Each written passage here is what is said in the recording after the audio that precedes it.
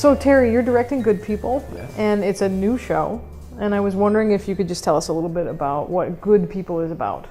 This is a story of a woman in her 40s, Maggie, who has accepted her fate of probably going to not only be born and raised in South Boston, but probably will die there.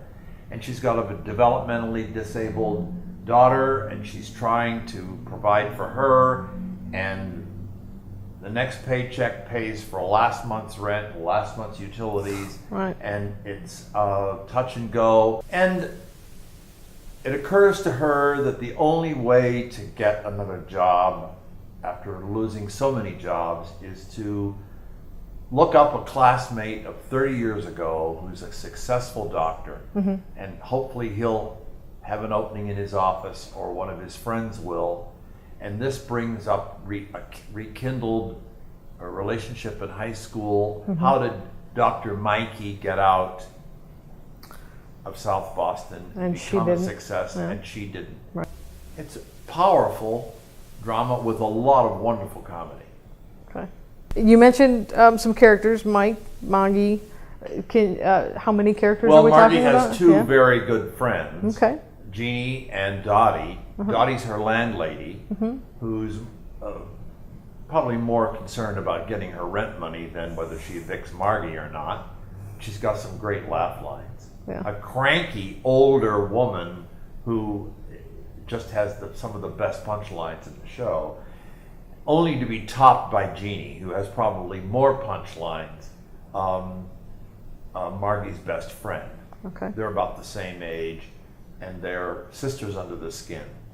We don't see the developmentally disabled daughter. Okay. And then, of course, there's Mike and his wife, who happens to be African American.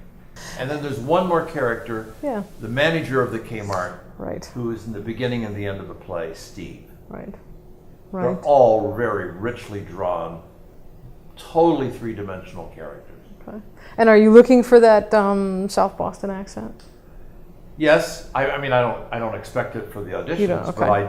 but Good to know. we have a wonderful dialect CD and a manual that goes with it. So folks don't need to bring it to auditions. No. What are you looking for at auditions? Well, I'm looking for honest, realistic readings. The people auditioning are going to find this dialogue extremely easy to read. Okay. It's very realistic, almost to the extreme, which I mean by naturalism. It's very overlapping dialogue, very much the way people talk today.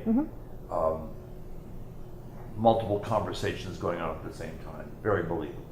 Okay. Why did you want to direct this show? I relate to this. The more I read this play, the more it resonates with my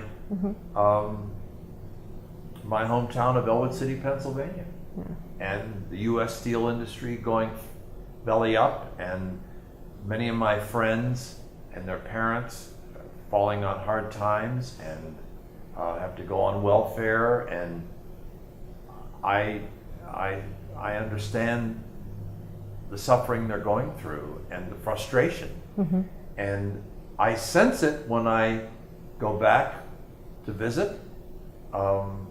Not resentment or envy, but there's a difference for those who couldn't leave, and those of us who went to college and went on to our professional lives. Well, it sounds like a very compelling play. Wonderful play. Can't wait to start rehearsal. We can't wait either, so come down and audition.